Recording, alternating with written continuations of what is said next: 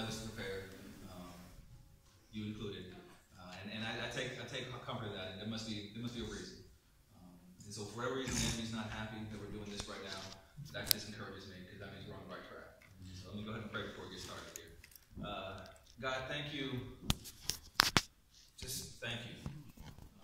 I can start trying to list the things, but I'll leave something off. There's health, there's finances, there's family, there's friends, there's community, there's your son. Just thank you. I ask that you just send your spirit right now to move amongst your saints, that you send your angels to wage war behind the scenes so that we can actually be able to move forward unhindered, to receive your word, and to just enjoy you.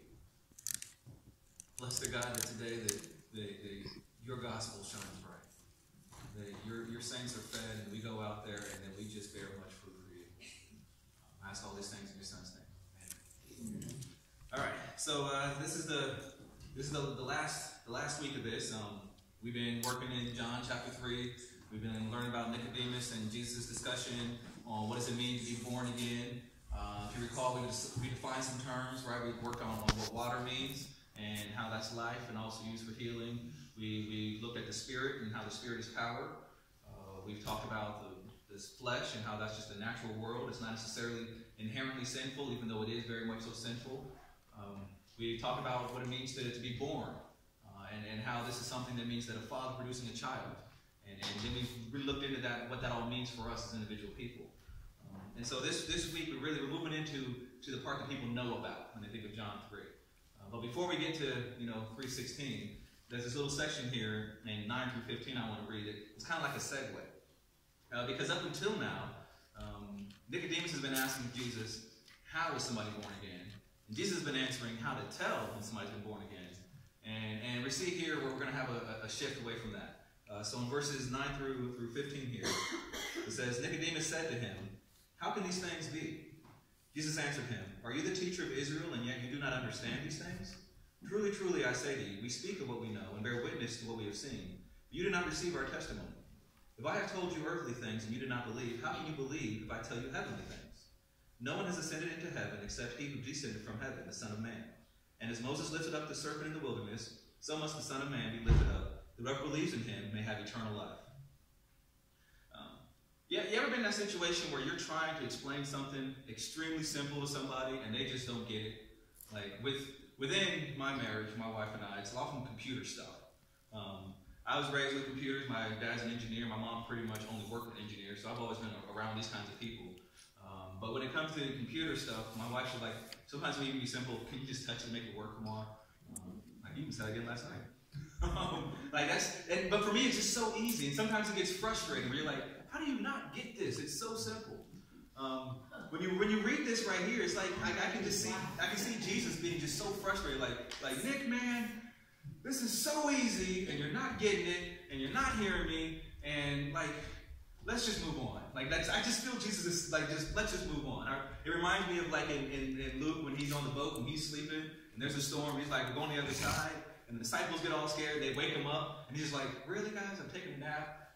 Storm, stop it. Or then even in the Garden of Gethsemane, he's going to pray. He's getting ready to die for our sins. He's like, hey guys, you're my friends. Can you stay up and pray with me? And he goes and he's like, really?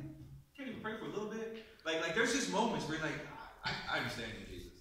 And then right here you see this where he's been going back and forth and he's just like, Nick, you just don't get it.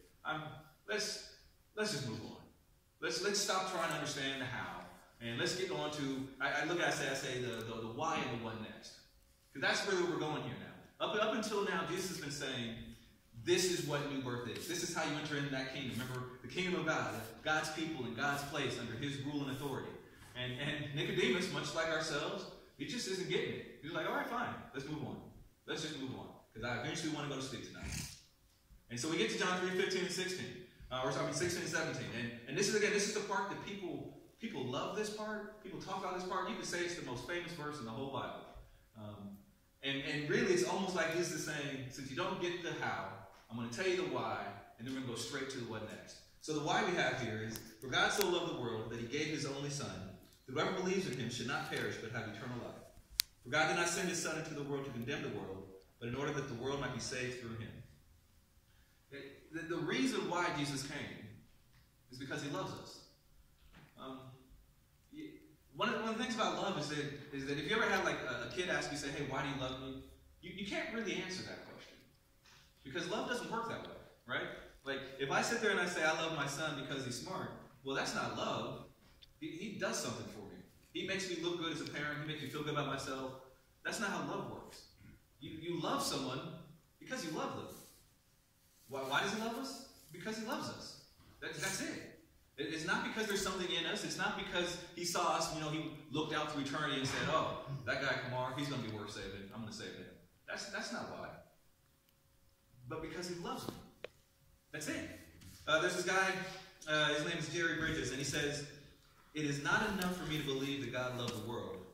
I must be gripped by the realization that God loves me, a specific person. That's the truth of it. Yeah, he loves the world, and when you look at the Greek in it, and he uses this word for the world, he does. But this is Jesus talking to one other man. A man, mind you, who's just not getting it. And he's still saying, because I love you. Because I love you. That's why. Not because you're amazing, not because you're special, not because you're worth it, but because I love you. And my love makes you worth it. That's the truth of it. You might find some people in church, I found a couple of them, and they hold this view of faith that says that, well, God knew I was going to accept him, so he saved me. You don't really find that in the Bible. That's not how it works. When he talks about how, Jacob I love, but Esau I hated, before they were born, God doesn't choose the people that he loves because they're amazing. And if that makes you feel bad about yourself, I'm sorry, but it's just the truth. He didn't save me because I was worth saving. He saved me because he loved me. Because he loves me, that's why I'm saved. That's it. That's how it works. And because he saves me, because he loves me, I mean something. I'm valuable. I am worth, according to God, the life of God himself. Because he chose to die for me. Because he loves me. That's what he's saying right here. That's the why. That's the why behind how there's this new birth in this world. Is why? Because God loves you. And so then the question really we have, and we're going to spend the rest of this time looking at, is the what next. And that gives us actually our last word, which is the word light. We're going to read here 18 through 21.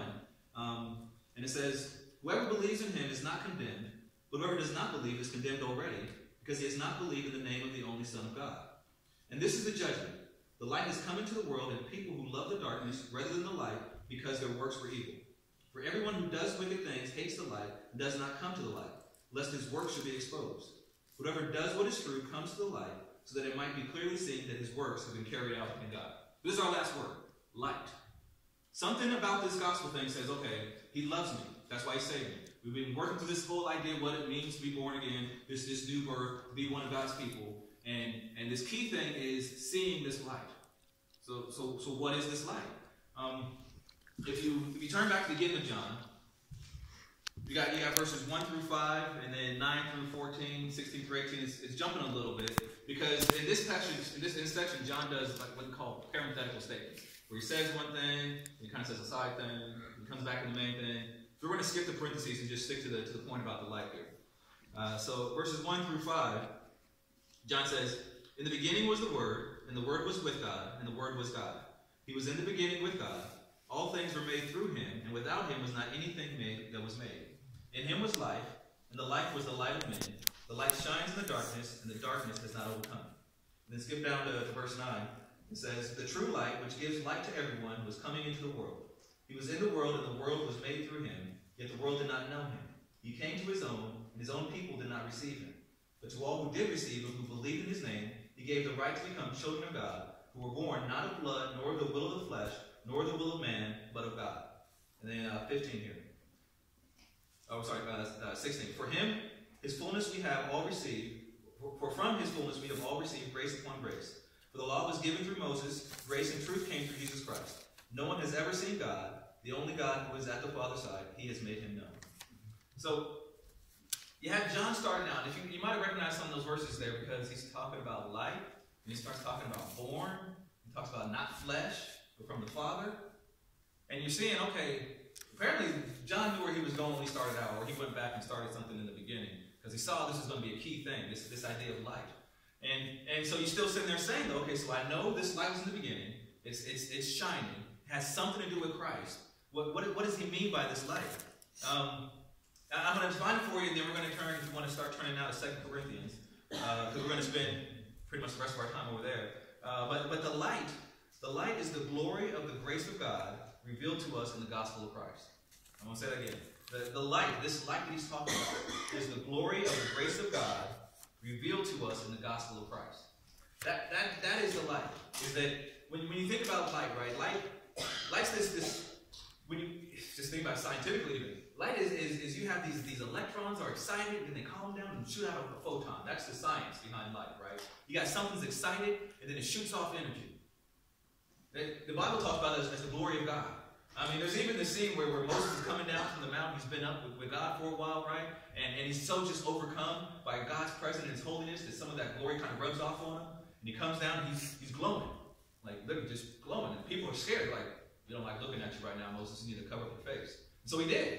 And he would put a veil over his face until the glowing went away. Because that glory of God, it just shines. And so this light is this glory of God. And we're going to see here in 2 Corinthians, what is this glory of God? If you turn to chapter 4, we're going to look at verses 4 through 6 right now. 2 Corinthians chapter 4, 4 through 6. It says, in their case, the God of this world has blinded the minds of the unbelievers, to keep them from seeing the light of the gospel of the glory of Christ, who is the image of God. So there it is right there. Light, glory, gospel. Verse 5, for what we proclaim is not ourselves, but Jesus Christ is Lord, with ourselves as your servants for Jesus' sake. For God who said, let light shine out of darkness, has shown in our hearts to give the light of the knowledge of the glory of God in the face of Jesus Christ. That's it right there. This light is the gospel. And the gospel is so good, it just shines, it glows, it just radiates everywhere. And something that's interesting is that as you see Jesus talking about Nicodemus, you see Paul here in this letter to Corinthians, you see even John in the beginning of the Gospel of John. You can either look at this light, or you can hide from this light. That's how you decide. That's the difference between being a Christian and not a Christian. Is what do you do with this light? Do you run from it? Do you cover yourself up? Like I'm thinking of Adam and Eve, right? They're in the garden and they sin. What do? They got to get covered up. They don't go running towards the Father and saying, hey, God, we messed up. We're sorry. No, they try and hide. Which is a natural response, sure. But it's not a holy response. They run. They hide. And you've seen people who are like that. You've seen people who you've encountered them with the Bible, with God's Word, and they want anything to do with everything that's not God. And they want nothing to do with Him. Nothing to do with it. Because that's what they do. They say, light, that's okay. Darkness. I want that. I want that darkness. One of the things, though, about us as Christians, and this kind of ties into last week too with growth, is that we even too we can be exposed to light, but not focus on the light. The truth is that I wanted to start here is that we need to ask what do we do with this light? Do we say, okay, this light shine in my life, accept Christ, that's great, moving on, or do we stare at it? Because the truth is that your life will reflect the glory of the object of your affection. We're designed to worship something. And whatever you worship, whatever you cast your eyes on, whatever you say, I want, you're going to reflect that glory in the world around you. So if that thing is your job, then everybody's going to know all about your job all the time. And I say that because I'm guilty of that too. There was a time there especially, and I remember it, and I didn't like hearing it, when my wife had to tell me, hey, Kamarr, you're talking about your job too much. And I'm like, what? It's a job. But if that's the main thing I'm talking about, where does Jesus fit in on that? Why am I talking about my work more than my God? Because if I'm truly worshiping Him and meditating on Him and staring at Him, then I should be reflecting His glory, not my work stress. What do you focus on? What do you meditate on? What are you staring at? Because whatever is the main thing of your affection, whatever the focus of your affection is, that thing's glory will be shown forth in your life. And as Christians, it should be the light of the gospel of Jesus Christ. That's what it should be. something interesting too, that as I was looking at this and studying, you encounter in James where James talks about how the Word of God is like a mirror, right? And I just got this image in my head as I was looking at this that really I found interesting, because so you have God's Word, it's a mirror, right? And you have the light of the gospel, that's this brilliant, true, perfect light. And what will happen if you're staring in a perfect mirror with a perfect light shining on your face, right? You're going to see yourself for who you really are. You really are. But then there's something else that's going to happen. Something interesting is that if you've ever been like standing in front of a mirror and you have the light shining, and it's really funny sometimes how like you'll see the light reflecting off your face in the mirror, like usually like you might see it in your eyeballs, like hey look, I see there's a circle from the light, but the light bounces off your face, right? Then it bounces off this mirror, then it's coming back at you some more. And then just imagine if you're spending your life just focused in God's Word and focused on the gospel, focused on Christ, focused on His light. How much of that light will be shining in your life as it's coming from Him? It's shining off of you. It's bouncing off His Word. It's shining off of you some more. And then just all around you is just this brilliant light of the gospel of Christ. That's what your life should be like. It's this shining, constant shining of His glory. And I'll tell you, like I touched on a little bit, but this has to do with knowledge. My failure to meditate on God's Word is not because I don't know enough. There are people who think that. There are people who think, well, if I just knew how to, example my life, if I could just read the text in Greek and get the original language, then I would understand it more and appreciate it better. If I just memorized more Bible verses, if I went to church more, or I did more Bible studies, or I listened to more sermons, you'll sit there and people will say, I need to do more things to get there. But this isn't about knowledge. This isn't about how much you choose to do extra things in your life. This is about your heart.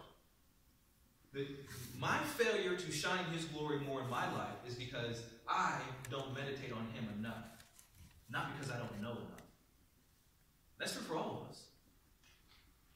You have to decide, am I going to focus on Him? Or am I going to focus on my car?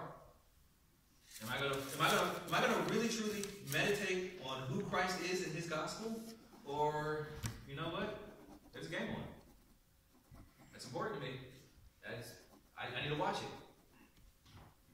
And it's easy for me to pick at things like that, but trust me, it's personal too. Because I may not be all that into a game, but I'll give you another example from me. Last night I had to sit there and I had to realize that I was so just focused on a TV show that doesn't matter that I missed the fact that my wife needed my help in the house. Because what was my focus at that moment? Was it Christ and His gospel, how much He loves me, and the wife that He blessed me with, and how much I should serve and love her? Or is it this show that's on? That, hey, it's the first episode, I've never seen it before, I'm kind of interested. Maybe it's a good show. I should watch this show. I'm not innocent in this. It's very easy. It's very easy to sit there and just get lost in yourself and these other things and reflect their glory instead of the glory of the gospel. It's very easy. But it's not what we're supposed to do. Because what Jesus was trying to tell Nicodemus in that evening, He's like, okay, listen, Nick, you're a little slow for my liking. You don't get the how.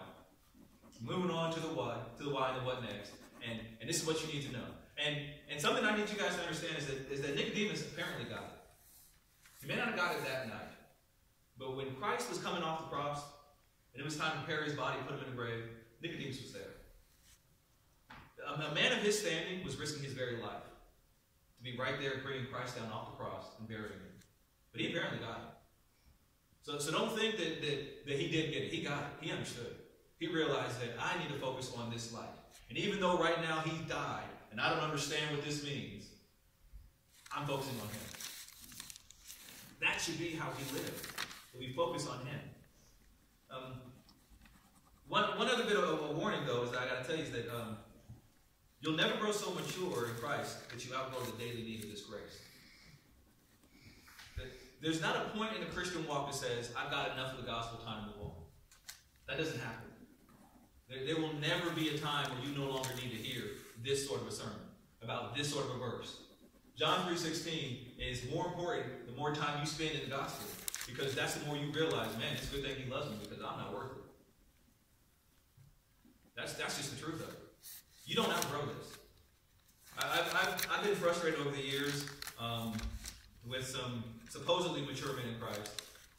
My wife's been involved with this too, where these men, you get to this point where you're doing small group Bible study or you're hanging out with them, And these men get frustrated. It's like, I'm tired of all this milk. I want meat. And it frustrates me. Because these men, without fail, they're always not very good to their wives. They're extremely judgmental of everyone and everything around them. And it's like, man, you really need some milk, though. Because you missed point one. But you meet these Christians who think that, why do you give me this basic stuff? I need the advanced course. I'm better than that. You will never be better than this. And if you think you are, you miss it. You will never be better than the gospel. You will always need it. I don't care if you were baptized at age 2 and you're 90-some years old now and you've walked with Christ and done a Bible study every day and you memorized the whole thing. It doesn't matter. Unless you're Jesus himself, you need the gospel. You will need it every day. Every day. An example I have for me, I know I feel like I'm doing a lot of them, but this past week has been a lot. Friday morning I woke up and just didn't feel like a good day. I don't know if you guys wake up sometimes and have that. Me personally, over the years, I got it from my mom's family. This depression runs deep in her family, it really does. And so over the years I've struggled with it here, back and forth. It wasn't full of like a depressed day, but still there's just days you wake up and you're like, this is not a good day. Then they go wrong, no, not yet. What's going to happen? And it was one of those mornings. And I go to get ready to leave the house, and I hug my wife and I tell her, like, pray for me. I don't feel like today's going to be a good day. And then we start talking about what's going on with me at work. And she says something because she loves me. And it's what I needed to hear because it brought me back to the gospel. Because she said, quite honestly, quite genuinely lovingly, she's like, you deserve better than this tomorrow. They don't treat you right. You deserve better than this. And in that moment, I responded. I said, no, I don't. I deserve hell. And she loved me. She's like, oh, well, that's not what I'm talking about here. That's not important here. And I kid you not, I stomped out the house, still angry that I was going to have a bad day, and didn't exactly slam the door. I stomped out. Yes, it is irrelevant. I deserve hell. And I just stomped out loud. Like, that's how I left the house. But then I got in the car, and then I was like, oh, man, I got to do something different. I usually listen to this guy, Tony Evans, on my way into work, and I say, I'm listening to John Piper today. Oh, here's a sermon about emotions. He's going to make me feel better about myself. So I put it on, and just after about a half an hour of John talking about the gospel and our brokenness and how much we don't deserve grace, but we have it, by the time I got to work, I was able to tell my wife, I'm better now. I'm better now. Work was still an interesting day. But I was able to refocus, by God's grace, on the gospel. Because that little bit I said to my wife was the beginning of the gospel, and it was true. I don't deserve better from my employers. I deserve hell itself. That's what I deserve. The fact that I have a house and wife and children and I'm saved, I don't deserve any of that. So if I'm going to focus on what I deserve from people, I'm lost already. I'm looking at the darkness. But if I'm looking at that light of the glory of the gospel of Christ, of the grace of God, and how much I don't deserve it, it changes everything. It doesn't make the situation better. It makes me different. Because now I'm radiating God's light, not the darkness around me. And then now I'm in it and I'm realizing, you know what? No matter how bad this day gets, worst case scenario, I'm going to heaven. like that's about as bad as it can get. But whatever this day brings, and there was a moment in Friday where I sat there and I said, God, I know this is what you meant for me today, so I'm going to accept it. I'm going to take it. Because you make this statement. Because you love me. Not because I deserve it. So connecting this also to last week, this isn't just about me, though. This isn't just about how I respond to my situations. When we live under the light of the gospel, it will be reflected in our relationships as well. We talked a little bit last week about being in community, about maturing in Christ, and the importance of being in a community with other believers. That it's not just we get together on Sunday, nice seeing you, bye. There's more to it than that. And you should want it to be more than that. You should want to be around other Christians. You should want to be involved in God's people on a daily basis, a minute basis if you can. Like one of the things that I least like about work is that I'm not with Christians. Like, you should want that. You should crave that. Because that's your destiny. If you're really and truly a son and daughter of God, you're going to spend eternity with Christian people. So if you can't stand them, we have a problem. You should want to be around them. But this light thing is not just about us. Continuing in 2 Corinthians 4, we're going to look at verses 13 through 15 here. And seeing how this light isn't just about me seeing God's glory. It's also about me reflecting it. 13 through 15. It says, since we have the same spirit of faith, according to what has been written, I believe and so I spoke. We also believe, and so we also speak, knowing that he who raised the Lord Jesus will raise us also with Jesus, and bring us with you into his presence. For it is all for your sake, so that as grace extends to more and more people, it may increase thanksgiving to the glory of God. If you're shining God's glory in your heart and in your life, it will be reflected in your relationships. People will come to Christ. People will grow in Christ. One of the things about this, the small group movement it's still relatively new here in America, which is interesting because when you look at the history of the church in this country and how it started out as communities, and then we kind of just went our own little separate ways, and we're starting to remember that now. But when you really truly find yourself in a community of believers, people who are holding you accountable and you're holding accountable, it's amazing how much that gospel will change your lives. I mentioned this guy a couple weeks back, this book, Gospel Fluency, his name is Jeff Vanderstelt. And in his book, he said, gospel fluent people think, feel, and perceive everything in light of what has been accomplished in the person and work of Jesus Christ. They see the world differently. When they listen to people, they are thinking, how is this in line with the truths of the gospel? What about Jesus and his work might be good news to this person today? How can I bring the hope of the gospel to bear on this life or situation so that this person might experience salvation and Jesus will be glorified? Like, do you think that? When you're at work and that person comes to you with a problem that's not your problem, but they're making it yours, do you sit there and say to yourself, I wonder how I can turn this into the gospel? Because that's what we're supposed to be thinking. Or when your loved one comes home and they've had a bad day, and they just want to complain about their bad day to you, but all you're thinking about is your bad day. Are you sitting there saying, how can I turn this into a moment to share the love of Christ and the light of his gospel to my loved one? Because that's what you should be thinking. That's what being focused on this light will do to you. You won't see somebody's problem as just getting in the way of your life. It'll be a chance for you to share God's gospel. Because there's not a single thing in life that isn't made better in the light of the gospel. Everything's better in that life.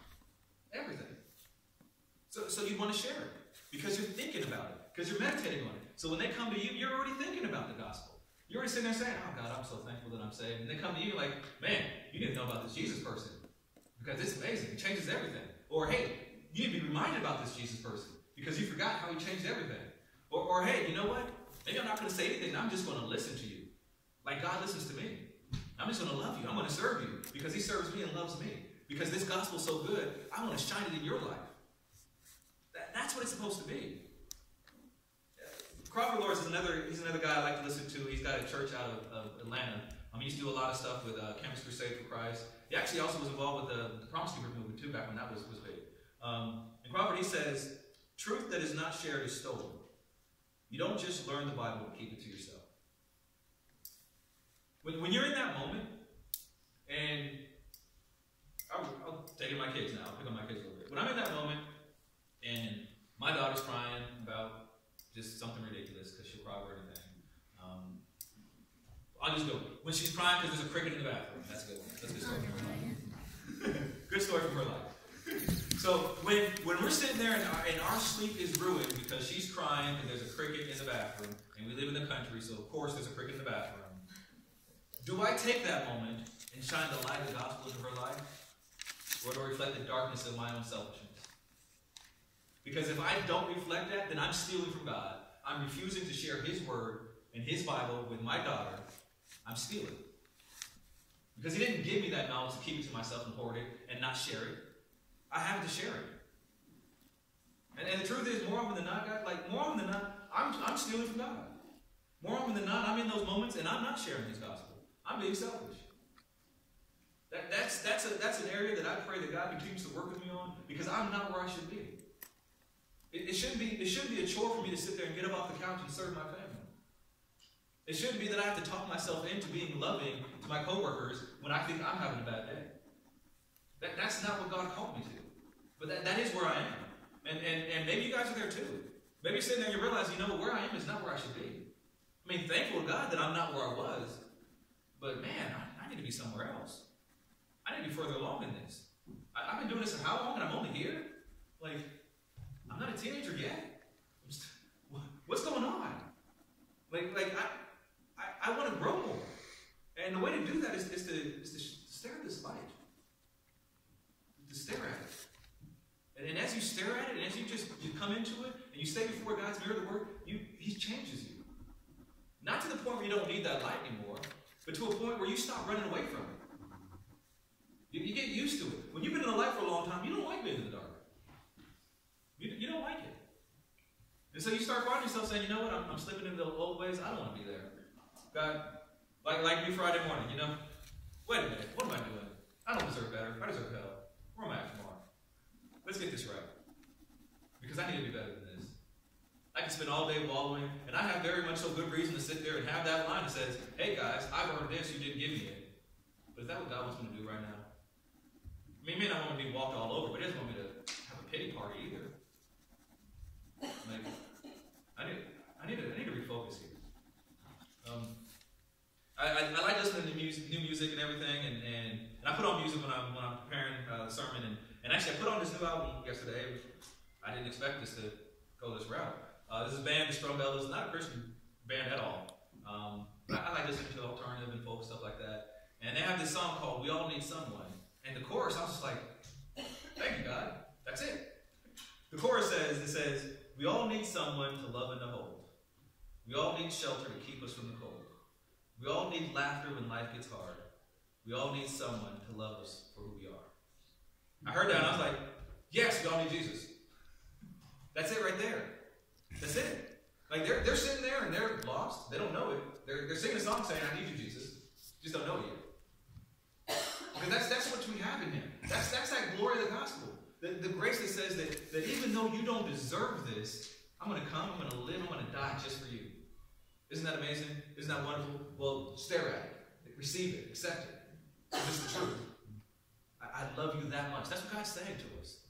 This whole Bible we have, this is a love letter from God to His people saying, I love you so much. Here's 4,000 years roughly of me working towards my love for you. I want you to know it. I want you to know how much I love you. What do you do with that? Like we were talking about, we were saying, like, some people, the devil blinds people's eyes, but some people, they want to be blind. And if you're at that point right now where you're sitting here and you're listening to this and you're saying, that sounds good, Kamarr, but I don't care what you say. I really have outgrown the gospel. I don't need to look at that anymore. I need that meat stuff that you're not telling me about. What happened to the Greek words? Give me the Greek words. That was great. I mean, then you're missing it. And I would encourage you to not allow your heart to harden. My wife and I mentioned this a few weeks back, and my wife and I talked about this, but the truth is that if being in a church, being under preaching is a very dangerous place to be. It's very dangerous. Because right now what I'm trying to do is I'm trying to expose you to the light of the gospel. Right? And if I do my job well enough, then that means this light's shining. And it's going to do one of two things. The Puritans talk about this. They say, the same sun that hardens the clay melts the ice. The sun's shining right now. Something's going to happen. If you're not melting, you're hardening. If you're not softening to God's will, then you're hardening against it. It's dangerous to be in the presence of God's word and not walk away softer. And that should scare you. If you walk away today and you think, you know what? Nah, I don't really need this. That's a problem. That's not okay. If you sit there and think you can come to church Sunday after Sunday and not be changed, that's not okay. That's not okay at all. If you read His word and it's not affecting you, that's not okay. If you open up your Bible in the morning, you read your Bible verses, like I got my verse for the day, and then you go on and you just live a life without any gospel in it all day long, and you think that's good enough because you started your day with a Bible verse. Maybe I ended my day, I prayed over my food, did not. That's good enough. And you look back and you're in the same place you were 20 years ago, that's not okay. You should be scared if that's happening. You should sit there and do like the Bible said and examine yourself and say, am I really one of the elect? Am I really in the faith? Because you might not be. I mean, that's between you and God. I don't possess perfect insight to know who is and is not saved. Except for one person. I know for a fact I'm saved. That's it. The rest of you guys, I don't know about you. That's between you and God. But if you are honestly sitting here and saying that you can be exposed to this light and nothing happens for the better, then I guarantee you it's happening for the worse. I encourage you that if you need to come up here today, then you come up. Don't let anything stop you. If you want to stay back afterwards and talk to somebody, you can talk to us. If you just need to pray right now within yourself, God hears that. He acknowledges that. If you already are a member of Christ's body, then you need to focus on this light. You need to realize that what you're focusing on in your life, that is reflecting in the world around you. If you're not spending as much time as you can looking at God's word, reflecting on his word, reflecting on his gospel and his glory and the goodness he's done for you, then that means you're robbing your family of more joy. Every moment that I sit in my house and I don't focus on Christ, I'm deciding that my wife and my children don't deserve to have more of him in their life. That's the truth of it. So if you love those people around you, focus on Christ. To be the best husband you could ever be would be to be the best Christian you could ever be. If you want to love your kids, serve God. If you want to love your country, serve God. That's how you do it. And if you're not doing that with every ounce of your being, because I'm not, then that means you can wake up every morning saying, I need to do better today. I need to do better today. I need to do better today. And at the end of the day, if, like what happens to me is the day ends and you're like, I did not do better today.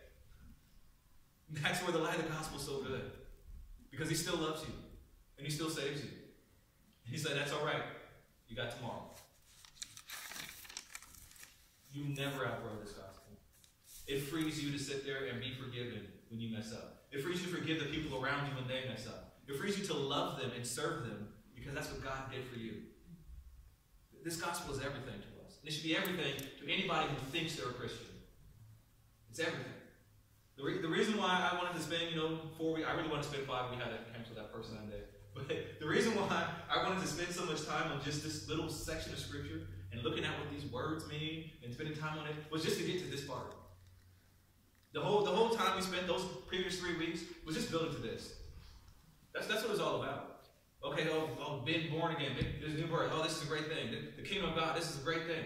That was just building. It was just building, giving you a foundation to understand that there's this new birth to be desired. There's this new way of living. That my flesh is still real, and it has these things I struggle against, but it's not necessarily meaning that this world doesn't matter. It matters. You're building on that. You're building on that to get to the point of realizing that he loves me, and he saves me. And this light in my life changes everything. That's the point. That's the gospel. If you've never heard that before, then I'm sorry, but now you have. And the question is, what do you do with that? Do you go back and say, I'm going to continue my old way of thinking that I said a prayer one day and I got baptized, so that's good? Or are you going to realize that being saved is much more than that? Being saved is not saying some prayer and getting dunked in some water. Being saved is recognizing the light of the gospel for what it is. And saying, I want that. I'm willing to leave this darkness and live in this light. That's what being a Christian is. It's not saying some special words. It's not being a member of a church. It's saying, I'm going to be a child of the light of God. I'm going to live in his light. And there are going to be plenty of times when the people around me are going to hate the light and go back to the darkness. And they're going to hate me because I'm in the light. But that's okay because I'm in the light. There will be times when that light shines on my life and I hate what it shows me. But that's good. It's a good thing I hate that darkness. If I didn't, it'd be a problem. There may be times when the light's so bright that my eyes start to hurt and I think I can't continue anymore. But I remember that he still loves me and he saves me. And so I'm going to look at it all the same.